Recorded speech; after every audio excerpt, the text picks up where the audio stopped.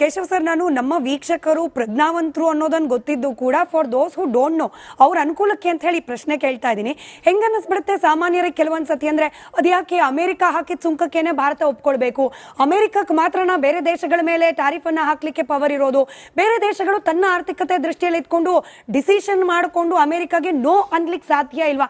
ಇಂಥ ಬೇಸಿಕ್ ಅನುಮಾನಗಳು ಕಾಡ್ಬಿಡುತ್ತೆ. ಹಾಗಾಗಿ ಈ ಬೇಸಿಕಲಿ ಸುಂಕದ ಮಾತುಕತೆ ಇದು ಯಾಕೆ ನಡೀತಾ ಇದೆ, ಇದ್ರ ಬೇಸಿಕ್ ಇನ್ಫಾರ್ಮೇಶನ್ ನಿಮ್ಮಿಂದ ಬೇಕು ಕೇಶವ್ ಸರ್. ಈಗ ಟ್ಯಾರಿಫ್ ಅನ್ನುವಂಥದ್ದು ಸಾಮಾನ್ಯವಾಗಿ ಒಂದು ದೇಶ ಬೇರೆ ದೇಶದಿಂದ ಬರುವಂತ ಆಮದು ರಫ್ತು ಮೇಲೆ ಹಾಕುವಂತಹ ಒಂದು ಕ್ರಿಯೆ. ಇದು ನೋಡಿ, ಇದು ಎಷ್ಟು ಸೂಕ್ಷ್ಮವಾಗಿರುತ್ತೆ ಅಂದ್ರೆ, ನಾವೇನನ್ನ ಅನುಭೋಗ ಮಾಡ್ತೀವಿ, ನಾವು ಎಷ್ಟು ಹಣ ಕೊಡ್ತೀವಿ, ವೆದರ್ ನಮ್ಮಲ್ಲಿ ಇರುವಂತ ಕೈಗಾರಿಕೆಗಳು ಅಂದ್ರೆ ದೇಶೀಯ ಕೈಗಾರಿಕೆಗಳ ಮೇಲೆ ಅದು ಹೆಚ್ಚು ಅನುಕೂಲಕರವಾಗುತ್ತೋ ಅಥವಾ ಅದು ಮುಳುಗ್ಲಿಕ್ಕೆ ಕಾರಣ ಆಗತ್ತಾ. ಸೊ ಈ ತರ ಎಲ್ಲ ಕಾರಣಗಳು ಅದರಿಂದ ಆಗುತ್ತೆ. ಸೊ ಹಂಗಾಗಿ ಟ್ಯಾರಿಫ್ಸ್ ಮತ್ತೆ ಟ್ರೇಡ್ ಅಂದ್ರೆ ಯಾವಾಗ್ಲೂ ಒಂದು ದೇಶ ತನ್ನ ಇನ್ನೊಂದು ದೇಶದ ಜೊತೆಗೆ ತನ್ನ ಹತ್ರ ಯಾವ್ದು ಸರ್ಪ್ಲಸ್ ಇರುತ್ತೆ ಮತ್ತೆ ಕಂಪ್ಯಾರಿಟಿವ್ ಅಡ್ವಾಂಟೇಜ್ ಇರುತ್ತೆ ಅದನ್ನ ಮಾಡುವಂತ ಒಂದು ಪ್ರಕ್ರಿಯೆ. ಯಾವಾಗ್ಲೂ ಟ್ರೇಡ್ ವಿನ್ ವಿನ್ ಸಿಚುಯೇಷನ್ ಇದ್ರೆ ಮಾತ್ರ ಸಕ್ಸಸ್ಫುಲ್ ಆಗುತ್ತೆ, ಇಲ್ಲ ಅಂದ್ರೆ ಸಕ್ಸಸ್ಫುಲ್ ಆಗಲ್ಲ. ಈಗ ನಾವಿಲ್ಲಿ ಟ್ಯಾರಿಫ್ ಅನ್ನುವಾಗ ಯಾಕೆ ನಾವು US ಹಾಕಿದಾಗ ನಾವು ತಲೆ ಬಗ್ಸಿ ತಗೊಂಡ್ಬಿಟ್ವಿ ಅಂತ, ನಾವು ತಲೆ ಬಗ್ಸಿ ತಗೊಂಡಿಲ್ಲ ಅನ್ನುವಂಥದ್ದು ಮೊದಲನೇ ವಿಚಾರ.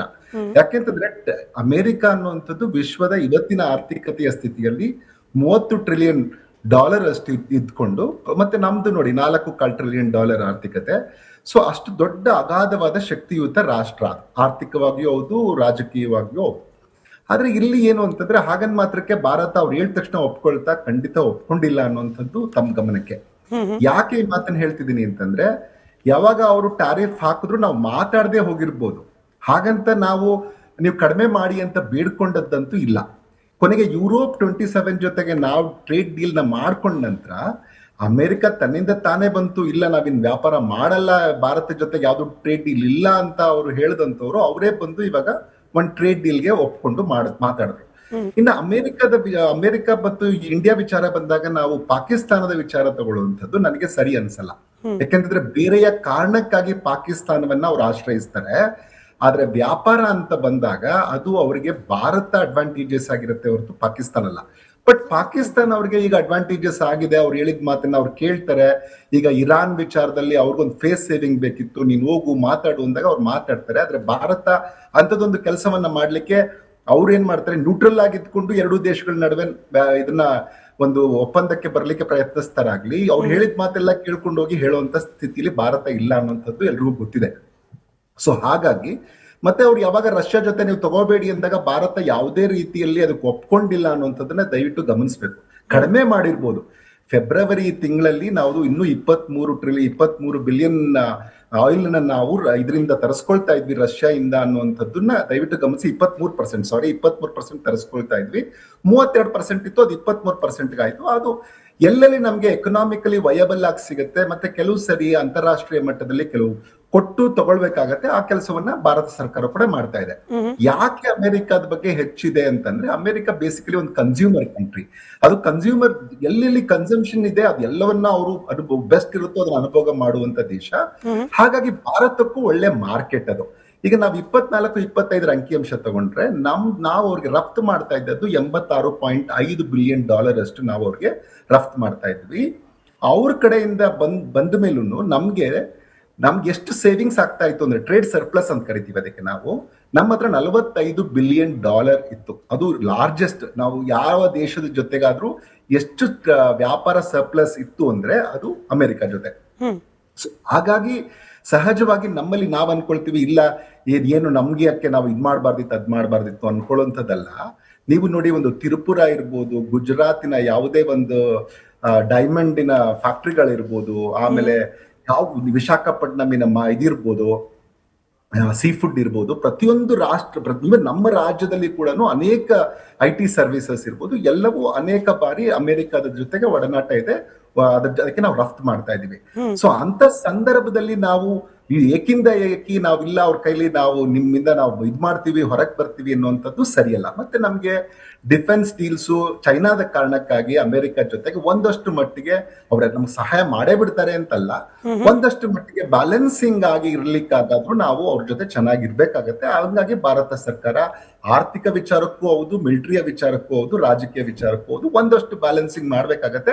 ಹಾಗೆ ಮಾಡ್ತಾ ಇದ್ದಾರೆ.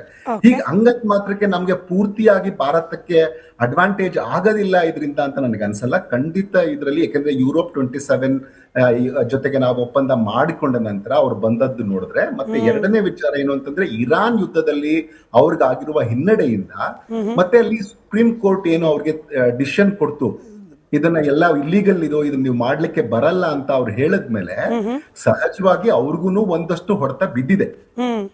ಹಂಗಾಗಿ ಇದನ್ನ ಕಮಾಂಡಿಂಗ್ ಆಗಿ ಅವ್ರು ಮಾಡ್ತಾರೆ ಅಂತ ನನ್ಗೆ ಖಂಡಿತ ಅದಕ್ಕೆ ನಮ್ಮ ಇವತ್ತಿನ ಟಾಪಿಕ್ ಟೈಟಲ್ ಕೊಡುವಾಗ್ಲೇನೆ ಸರ್, ಮೆತ್ತಗಾಗಿದ್ದಾರ ಟ್ರಂಪ್ ಅಂತ ಕ್ವೆಶ್ಚನ್ ಮಾರ್ಕ್ ಹಾಕೊಟ್ಟಿದೀವಿ. ಬೇಸಿಕಲಿ ಅದಕ್ಕೆ ಉತ್ತರ ಬೇಕು. I will come back to you again. Girish Linganna sir, ಈಗ ಸರ್ ಮಾತನಾಡ್ತಾ, ಕ್ಷಮೆ ಇರಲಿ, ಕೇಶವ್ ಸರ್ ಮಾತನಾಡುವಾಗ ಈ ಮದರ್ ಆಫ್ ಆಲ್ ಡೀಲ್ ಅಂತ ಏನು ಚರ್ಚೆಗೆ ಒಳಪಡ್ತು, ಅದ್ರ ಬಗ್ಗೆ ಪ್ರಸ್ತಾಪ ಮಾಡಿದ್ರು. I want to know more about it. ಈ ಡೀಲ್ ಭಾರತ ಹಾಗೆ ಯುರೋಪಿಯನ್ ಕಂಟ್ರೀಸ್ ನಡುವೆ ಆದ ನಂತರದಲ್ಲಿ ಅಮೆರಿಕ ಇದನ್ನ ಗಮನಿಸಿದ ಬಗೆ, ಆ ಗಮನಿಸಿದ ಪ್ರತಿಫಲವಾಗಿ ನಾಳೆ ನಡೆಯಲಿರುವ ಮಾತುಕತೆ ಮೇಲೆ ಏನಾದ್ರೂ ಪರಿಣಾಮಗಳಾಗತ್ತಾ? ಭಾರತ ಅಮೆರಿಕ ಮೇಲೆ ಡಿಪೆಂಡ್ ಆಗಿದೆ ಅಂತ ಅನ್ಕೊಳ್ತಾನೆ ಆ ಡಿಪೆಂಡೆನ್ಸಿಯನ್ನ ಕಡಿಮೆ ಮಾಡ್ಕೊಳ್ತಾ ನಾವು ಬೇರೆ ಕಡೆಗಳಲ್ಲೂ ಕೂಡ ನಮ್ಮ ವ್ಯಾಪಾರ ವಹಿವಾಟಿನ ಹಸ್ತವನ್ನ ಚಾಚ್ತೀವಿ ಅನ್ನೋ ಪರಿಸ್ಥಿತಿಯಲ್ಲಿ ಭಾರತ ಇರುವಾಗ ಅಮೆರಿಕ ಇದನ್ನ ಯಾವ ರೀತಿ ಗಮನಿಸ್ತಾ ಇದೆ ಅಂತ ಹೇಳಿ. ನಾವು ಅಮೆರಿಕ ಮೇಲೆ it's the largest country where we are doing the exports, 21%. Second ಬಂದು UAE, I am just telling you. Third Netherlands ಏನೋ ಬರುತ್ತೆ. So we are dependent on our exports mainly on America. ಈಗ ನಾಡಿದ್ದು ಹೋಗ್ತಾ ಇರೋ ಮಾತುಕತೆ headed by Darpan Jain, who is a Karnataka cadre IAS officer, 2001 IAS officer, is additional secretary for commerce. ಅವರ ಒಂದು team ಹೋಗ್ತಾ ಇದೆ. This team is going because one is regarding the free trade agreements, because ನಾವು ಟ್ರಂಪ್ ಜೊತೆ ಫೆಬ್ರವರಿ 26 ಆಗಿದ್ದಂಥ ಮಾತುಕತೆಯಲ್ಲಿ ಕೆಲವು ಪ್ರಾಡಕ್ಟ್ಸ್ಗಳನ್ನ 0 ಟ್ಯಾರಿಫ್ ಮಾಡ್ತೀವಿ, ಡಿಜಿಟಲ್ ಸರ್ವಿಸ್ ಟ್ಯಾಕ್ಸ್ನ 0 ಮಾಡ್ತೀವಿ, but sensitive sectors like agriculture ಅಂಥವನ್ನೆಲ್ಲ ನಾವು ಪ್ರೊಟೆಕ್ಟ್ ಮಾಡ್ಕೋತೀವಿ ಅಂತ ನಾವು ಒಂದು ಹೇಳಿಕೆ ಕೊಟ್ಟಿದ್ವಿ. ಸೊ ನಾವು ಫ್ರೀ ಟ್ರೇಡ್ ಅಗ್ರಿಮೆಂಟ್ ಬಗ್ಗೆ ಒಂದು ಚರ್ಚೆಗೆ ಹೋಗ್ತಾ ಇದ್ದಾರೆ. Which all comes for the free trade, how we secure our agriculture. ಯಾಕಂದ್ರೆ ಅಲ್ಲಿಂದ ಸೋಯಾಬೀನ್ಸು ಅದು ಇದು ಎಲ್ಲ, ಬಿಕಾಸ್ ದೇ ಬಿಲ್ಡ್ ಇನ್ ಅವ್ರ ಗ್ರೋತ್ ಇಸ್ ಪರ್ ಎಕರ್ ತಗೊಂಡ್ರೆ ತುಂಬಾ ಜಾಸ್ತಿ compared two hours growth. Because ನಾವು ನ್ಯಾಚುರಲ್ ಆಗಿ ಗ್ರೋ ಮಾಡ್ತೀವಿ, ಅವ್ರು ಹೈಬ್ರಿಡ್ ಇದು ಮಾಡ್ತಾರೆ. ಸೊ ಅವ್ರು ತಂದ ಸೋಯಾಬೀನ್ಸ್ನೆಲ್ಲ ಇಲ್ಲಿ ಡಂಪ್ ಮಾಡಿಬಿಟ್ರೆ, ಇಲ್ಲಿ ಮೇಯ್ಸು, ಸೋಯಾಬೀನ್ಸು ಇಂಥವೆಲ್ಲ ಡಂಪ್, ಡೈರಿ ಪ್ರಾಡಕ್ಟ್ಸು ಇಂಥವೆಲ್ಲ ಡಂಪ್ ಮಾಡಿದ್ರೆ ನಮ್ಮಲ್ಲಿರೋ ನಂದಿನಿ ಆಗಲಿ ಇದಾಗಲಿ, people tend to go that side. So ಅದನ್ನು ಸೆನ್ಸಿಟಿವ್ ಸೆಕ್ಟರ್ನ ಪ್ರೊಜೆಕ್ಟ್ ಮಾಡಬೇಕು ಒಂದು. ನೆಕ್ಸ್ಟು ಈ ಸೆಕ್ಷನ್ 122 ಅಲ್ಲಿ ಟ್ರಂಪು 10% ಟ್ಯಾರಿಫ್ ಹಾಕಿರೋದು. Section 122 ends for 150 days. ಅಂದರೆ